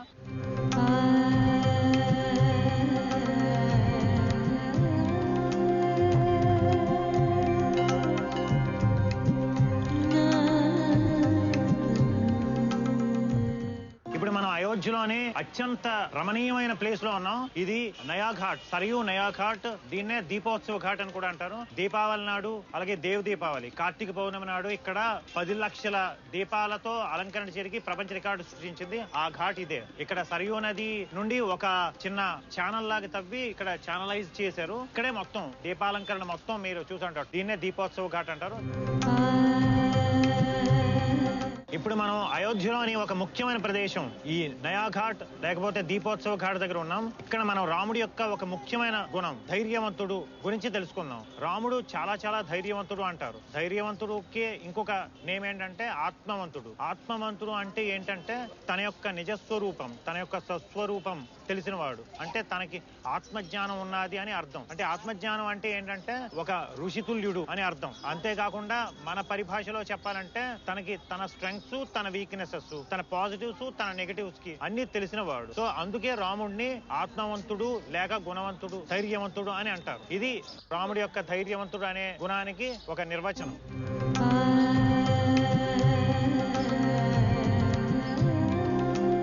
ఇప్పుడు మనం రాముడి యొక్క ముఖ్య గుణం ధైర్యవంతుడు అనే దాన్ని ఎప్పుడు రామాయణంలో రాముడిలో ప్రకటితమైంది అనేది కొద్దిగా ఎగ్జాంపుల్ తో తెలుసుకుందాం. ముందే మనం చెప్పుకున్నట్టు ధైర్యము అనేది బాహ్యంలోనే కాదు, అంతరంలో కూడా. అంతరంలో అంటే ఆత్మజ్ఞానం ఉన్నవాడు, తన గురించిన మొత్తం విషయాలు తనకు తెలిసిన వాడు. సో అందుకే రాముడు ఎంత కష్టం వచ్చినా కూడా స్థితప్రజ్ఞతో ఉండేవాడు. ఏదో కష్టం వచ్చిందని కుంగిపోయేవాడు కాదు, సుఖం ఉంటే కుంగిపోయేవాడు కాదు. ఇది అనేది ఒక విధంగా ధైర్యానికి సూచన అని. రాముడు అంతఃకరణంలో కూడా ధైర్యవంతుడు, బాహ్యంలో కూడా ధైర్యవంతుడు. ఇంకా బాహ్యంలో ధైర్యం గురించి అంటే మనం అదే చెప్పుకున్నట్టుగా రాముడు ప్రపంచంలోని అన్ని లోకాల్లోని అతి బలవంతుడైన రావణాసుడు, కుంభకర్ణుడు లాంటి రాక్షసులను సంహరించాడు. అనేక మంది కోట్ల మంది రాక్షసులను సంహరించాడు. ఇదంతా తన యొక్క బాహ్యము సంబంధించిన ధైర్యానికి చిహ్నం. అదే విధంగా కబంధుడు, విరాధుడు లాంటి మహాశక్తివంతమైన రాక్షసుల్ని సంహరించాడు. అది రాముడి యొక్క బాహ్యంలో ధైర్యం. అంతేకాకుండా రాముడు 12 ఏళ్ల ప్రాయంలోనే తాటికి లాంటి మహాశక్తివంతుడైన రాక్షసుల్ని చంపి అలాగే విశ్వామిత్రుడి యాగాన్ని సంరక్షించాడు. రాముడి యొక్క బాహ్యంకి సంబంధించిన ధైర్యం అనేది ఈ ఎగ్జాంపుల్స్ అన్ని పరాకాష్ట. ఇంకా అంతరంలో అనుకుంటే ఆల్రెడీ మనం చెప్పుకున్నాం, తనకి ఎన్ని కష్టాలు వచ్చినా మానవుడికి అనేది అత్యంత కష్టమైన విషయం తన యొక్క భార్య తన ముందు లేకపోవడం. అలాంటి రాముడి భార్య సీతమ్మ వారిని రావణాసుడు ఎత్తుకు వెళ్ళిపోయినప్పుడు కూడా రాముడు తన యొక్క స్థితప్రజ్ఞని కోల్పోలేదు, అంటే తన ధైర్యాన్ని కోల్పోలేదు. అందుకే రాముడి లాంటి ధైర్యవంతుడు ప్రపంచంలోనే కాదు ముల్లోకాల్లోనే లేడు అని అంటారు.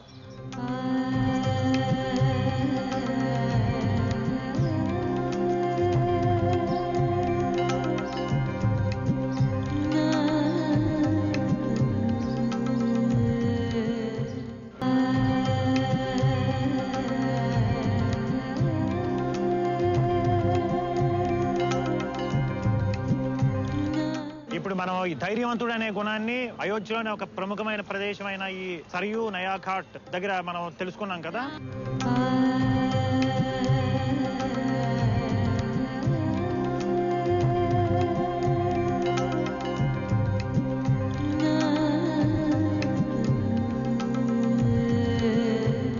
జై శ్రీరామ్. ఈ రోజు మనం అయోధ్యలోని అతి ముఖ్యమైన ప్రదేశంలో ఉన్నాము. ఈ ప్లేస్ పేరు లక్ష్మణ్ కిల్లా.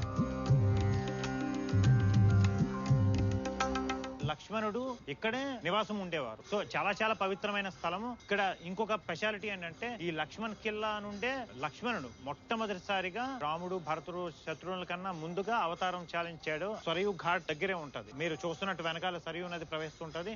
ఇక్కడే తను అవతారం చాలించిన ప్రదేశం. లక్ష్మణుడు అంతటి వాడు నివసించిన స్థలము, ఇక్కడే అవతారం చాలించిన ప్రదేశం. కాబట్టి ఇది చాలా చాలా పవిత్రమైన స్థలం.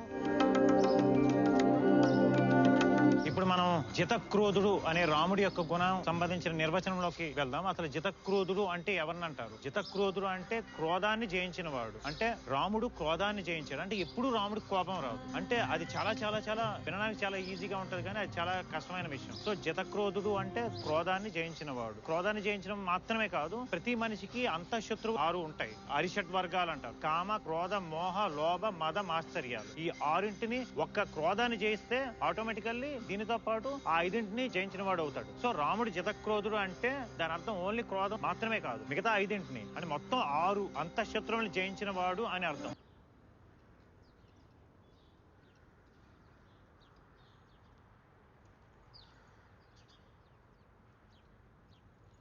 ఇప్పుడు మనం లక్ష్మణ్ కిల్లాలో ఒక అద్భుతమైన రాముడి యొక్క జితక్రోధుడు అనే గుణానికి సంబంధించిన డీటెయిల్స్ లోకి వెళ్దాము. ఈ జితక్రోధుడుగా రాముడు రామాయణంలో ఎప్పుడెప్పుడు ఈ జితక్రోధత్వాన్ని ఆచరించాడో చూద్దాం. ముందుగా చెప్పినట్టు జితక్రోధుడు అంటే రాముడికి క్రోధము అంటే కోపం ఎప్పుడూ రాదు. అంటే క్రోధము రాకపోవడం అంటే ముందు చెప్పుకున్నట్టు అంతఃశత్రువులైన కామ, క్రోధ, మోహ, లోభ, మదమాశ్చర్యాలు ఏవి కూడా లేనివాడు. రాముడు లాంటి మహాత్ముడు, రావణాసుడు లాంటి వాడు తన యొక్క భార్యని అపహరించిన తర్వాత కూడా రాముడికి పర్సనల్లీ రావణాసురుడి మీద కోపం తెచ్చుకోవడం కానీ అలాంటిది ఏం చేయలేదు. రావణాసురుడు ధర్మం తప్పాడు అన్న ఒక్క కారణం వల్ల మాత్రమే తనని చంపాడు, కానీ తన మీద కోపంతో ఏం చంపలేదు. ఇది చాలా చాలా ఇంపార్టెంట్ గా మనం గుర్తుంచుకోవాల్సిన విషయం. అదే విధంగా వాలిని చంపాడు. వాలిని కూడా ధర్మం తప్పినందుకు చంపాడు. వాలి తన తమ్ముడి భార్య, సుగ్రీవుడి భార్య రుమని బలవంతంగా అపహరించాడు కాబట్టి తను చంపాడు. అంతేగాని తన మీద వ్యక్తిగత ద్వేషంతో గాని వ్యక్తిగత కోపంతో గాని రాముడు ఎప్పుడు అలా చేయలేదు. సో ఇవి రెండు రాముడి యొక్క జితక్రోధత్వానికి పరాకాష్ట.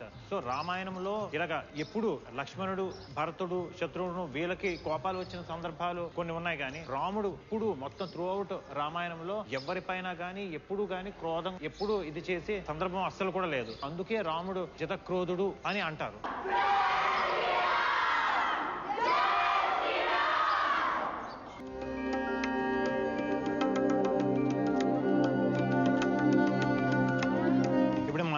రాముడి యొక్క అతి ముఖ్యమైన గుణం జితక్రోధుడు అనే గుణానికి సంబంధించిన విషయాన్ని అంతటినీ మనం అద్భుతమైన ప్రదేశం లక్ష్మణ్ కిల్లా, సరయూ ఘాట్ నదీ తీరంలో ఉన్న లక్ష్మణ్ కిల్లా దగ్గర మనం కవర్ చేసాము.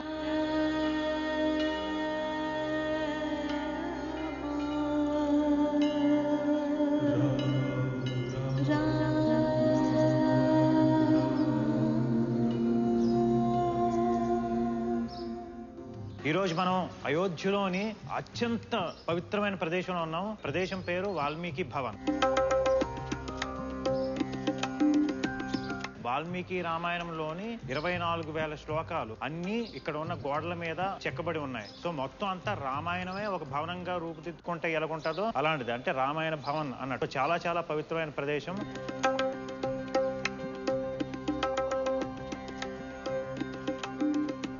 ఇప్పుడు మనం రాముడి యొక్క అద్భుతమైన గుణం తేజోవంతుడు అనే గుణం గురించి ఈ అద్భుతమైన వాల్మీకి రామాయణ భవన్ లో ఒకసారి తెలుసుకుందాం. ఆ గుణం నిర్వచనం ఏంటనేది. తేజోవంతుడు అంటే చాలా చాలా తేజస్సు ఉన్నవాడు అని.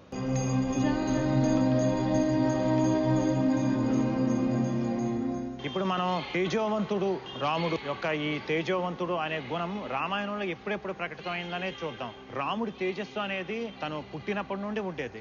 దానికి బెస్ట్ ఎగ్జాంపుల్ ఏంటంటే రాముడిని చూసిన వెంటనే అందరూ పరవశించిపోయేవారు ఆ తేజస్సును చూసి. చిన్నప్పటి నుండే మంచి గుణాలను అలవర్చుకోవడం వలన రాముడికి ఏంటంటే ఈ తేజోవంతుడుగా చిన్నప్పటి నుండి ఉంటూనే ఉన్నాడు. ప్రతి క్షణంలోనే తను తేజోవంతుడుగానే కనబడుతున్నాడు. దశరథుడు అయితే తన యొక్క తేజస్సును చూసి మురిసిపోయేవాడు. అనేక సార్లు కూడా అన్నాడు. అంతేకాదు వశిష్ఠ మహర్షి తన శిష్యుడు అయిన రాముడి గురించి అనేక మందికి తన తేజస్సు గురించి చెప్పిన సందర్భాలు చాలా ఉన్నాయి. అంతేకాకుండా ఒక రాక్షస స్త్రీ అయిన శూర్పణఖ కూడా రాముడి యొక్క తేజస్సును చూసి తనని మోహించింది. రాముడి యొక్క పరమ శత్రువైన రావణాసురుడు కూడా రాముడి యొక్క తేజస్సును చూసి ఆశ్చర్యం పొందాడు అనేది వాల్మీకి మహర్షి మనకి వాల్మీకి రామాయణంలో చెప్పగా మనం విన్నాం. అంతేకాదు రాముడి యొక్క తేజస్సు విశ్వామిత్ర మహర్షితో పాటు మిథిలా నగరానికి వెళ్ళినప్పుడు మిథిలా నగర వాసులు కూడా రాముడి యొక్క తేజస్సును గురించి అనేకంగా మాట్లాడుకున్నారు అనేది వాల్మీకి మహర్షి మనకి చెప్పారు. రాముడి యొక్క తేజస్సు ఒక దేవతలు కూడా అందనంత ఎత్తులో ఉండేది అనేది మనకి అన్డౌటెడ్లీ మనం చెప్పుకోవచ్చు. అంతేకాకుండా రాముడి యొక్క తేజస్సును చూసి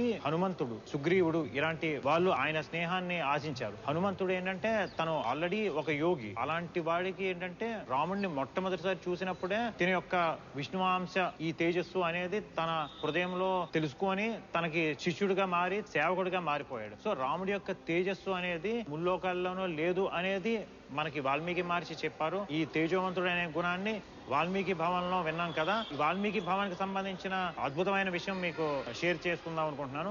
ఈ వాల్మీకి భవనంలోనే అయోధ్య రాజుగా శ్రీరామచంద్రుడు ఉన్నప్పుడు లవకుశులు, హనుమంతుడు ఇక్కడే రామకథ గానము రాముడి యొక్క గుణగణాలను కీర్తించేవారు. ఇలాంటి అద్భుతమైన ప్రదేశంలో మనం కూడా రాముడి యొక్క తేజోవంతుడు అనే ఒక ముఖ్య గుణాన్ని మనం ఇలాగా మాట్లాడుకోవడం అనేది రియల్ గా చాలా చాలా చాలా పుణ్యం అని నేను భావిస్తున్నాను.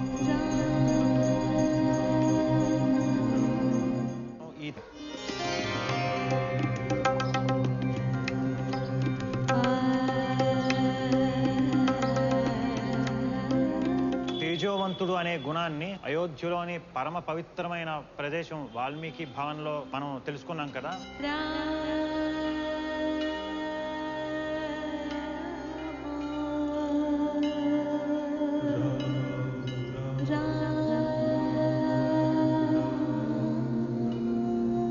ఈరోజు మనం అయోధ్యలోని ఒక అద్భుతమైన ప్రదేశంలో ఉన్నాం. దీని పేరు సుగ్రీవ్ కిల్లా, అంటే సుగ్రీవుడి యొక్క కోట అని అర్థం.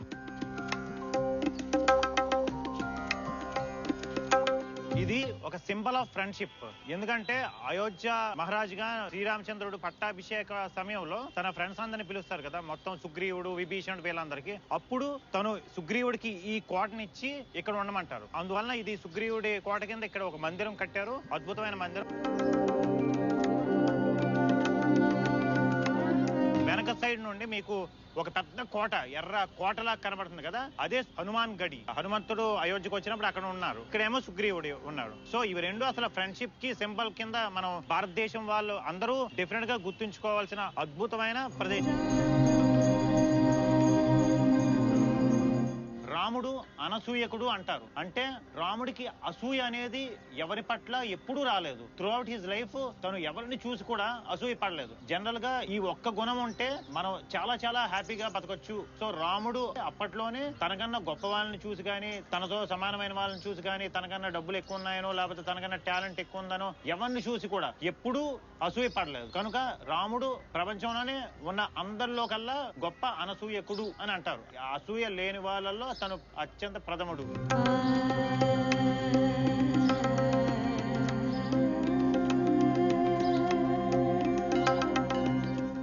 రాముడి యొక్క అతి ముఖ్య గుణం అనసూయకుడు అనే దాని గురించి, అది రాముడిలో ఎప్పుడు ప్రతిబింబించింది రామాయణంలో అనే దాని గురించి ఉదాహరణతో చూద్దాం. తనని వనవాసానికి పంపించి భరతుడికి రాజ్యాభిషేకం చేద్దామని అనుకున్నప్పుడు కూడా తను భరతుడిని చూసి అసూయ పడలేదు. అదే విధంగా సుగ్రీవుడి విషయంలో, సుగ్రీవుడు వాలిని చంపిన తర్వాత రాముడు సుగ్రీవుడిని కిష్కింధ రాజ్యానికి మహారాజుగా చేశాడు. అంటే అప్పటికి రాముడు మహారాజు కాదు, ఒక వనవాసి. కానీ తనకన్నా సుగ్రీవుడి స్థాయి ఎక్కువ. కానీ రాముడు సుగ్రీవుడిని చూసి ఎట్టి పరిస్థితుల్లోని అసూయ పడలేదు సరికదా. రాముడు తన సుగ్రీవుని చూసి పొంగిపోయేవాడు, నా మిత్రుడికి ఇంత మహారాజు అయ్యాడు అని. అదే విధంగా ఇంపార్టెంట్ ఘట్టం చూసుకుంటే రావణ సంహారం తర్వాత లంకకి అధిపతిగా విభీషణుడిని రాముడు చేశాడు. లంక అంటే అద్భుతమైన సుసంపన్నమైన రాజ్యం. అలాంటి లంకాధిపతి అయిన విభీషణుడు చూసి దేవతలు కూడా అసూయ పడేవారు. అంతటి మహోన్నతమైన స్థానం అది. అలాంటి విభీషణుడు చూసి కూడాను రాముడు ఎప్పుడు అసూయ పడలేదు. సరే కదా, నా మిత్రుడు పరమమిత్రుడు ఇంత అద్భుతమైన లంకా సామ్రాజ్యానికి అధిపతి అయ్యాడు, ఇంత ధర్మాత్ముడు అయ్యాడు కదా అని పొంగిపోయేవాడు. ఆ విధంగా రాముడు ఎట్టి పరిలోని తన యొక్క మిత్రుల పట్ల గాని, తన యొక్క మిగతా రాజుల పట్ల గాని అసూయ ఎప్పుడు మనకి రామాయణంలో లేదు. సో రాముడు అనేవాడు అనసూయకుడు అనడానికి ఇవి అద్భుతమైన ఉదాహరణ.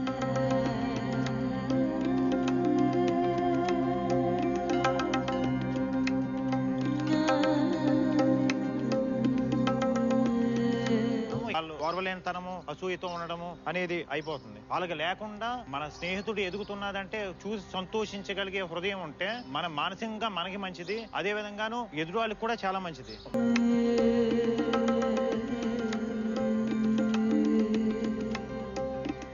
రాముడి యొక్క పరమ పవిత్రమైన అనసూయకుడు అనే గుణానికి సంబంధించిన డీటెయిల్స్ అన్ని తెలుసుకున్నాం.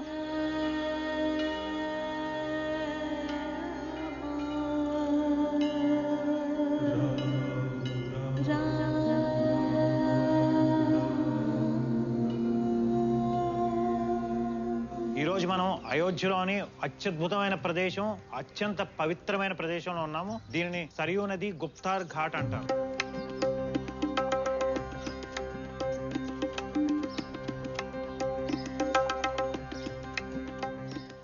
ఇక్కడే శ్రీరామచంద్రుడు అవతారాన్ని పరిసమాప్తి గావించాడు. శ్రీరామచంద్రుడితో పాటు తన సోదరులు, మొత్తం అయోధ్య ప్రజలు, తన మిత్రులు అందరూ కూడా తనతో పాటుగా సరియూ నదిలో నడుచుకుంటూ వెళ్ళిపోయి అంతర్ధానం అయ్యి అవతారాన్ని చాలించారు. సో అంత పవిత్రమైన ప్రదేశం. ఈ ప్రదేశంలోనే 500 సంవత్సరాలకు పైగా, ఆల్మోస్ట్ 550 years బిఫోర్, అయోధ్య మహారాజులు సరియూ ఘాట్ దగ్గర ఒక మందిరం లాంటి కోటను నిర్మించారు. ఇక్కడే సీతారామచంద్రుల్ని ప్రతిష్ఠించి నిత్య పూజలతో చాలా అద్భుతంగా జరుగుతుంటది. ఇక్కడే సరియూ హారతి కూడా నిత్యంగా జరుగుతూ ఉంటుంది.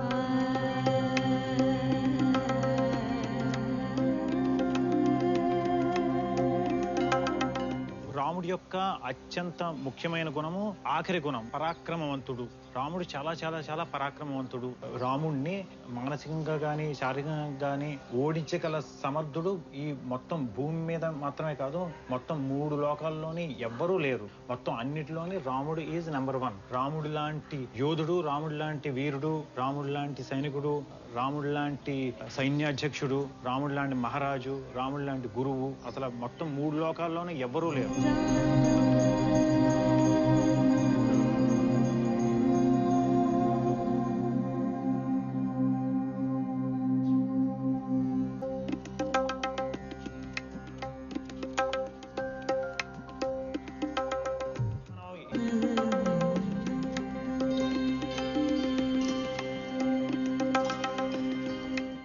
అయోధ్యలోనే ఉన్న అతి ముఖ్యమైన పవిత్రమైన ప్రదేశం సరియూ నది గుప్తార్ ఘాట్ దగ్గర ఉన్నాము. ఇక్కడ మనం రాముడి యొక్క ఆఖరి గుణం, పరాక్రమవంతుడు గురించి పవిత్రమైన ప్రదేశంలో చెప్పుకున్నాం కదా. మొత్తం రాముడి యొక్క 16 గుణాలు, 16కు పైగా ఉన్న అద్భుతమైన దివ్యమైన ప్రదేశాలు, అయోధ్యలో ఉన్న దివ్యమైన ప్రదేశాల్లో మనం చూసాము. అందరికీ శ్రీరాముడి కృప కలగాలని సదా ప్రార్థిస్తూ జై సీతారాం.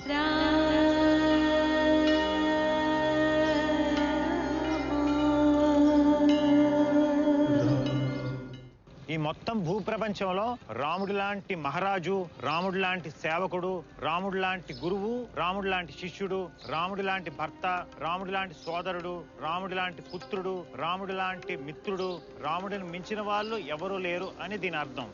అయోధ్యలోని ఈ రామ మందిర నిర్మాణానికి సంబంధించిన చరిత్రను ఒక్కసారి చూద్దాం. మొత్తం ప్రపంచ చరిత్రలో ఒక పర్టికులర్ ప్లేస్ గురించి 550 సంవత్సరాలు పాటు 77 యుద్ధాలు జరిగి 4.5 లక్షల మంది రామభక్తులు త్యాగ ఫలితంగా వాళ్ళ ప్రాణాలు అర్పించిన ఫలితంగా ఇప్పుడు రామ మందిర నిర్మాణం జరుగుతున్నది.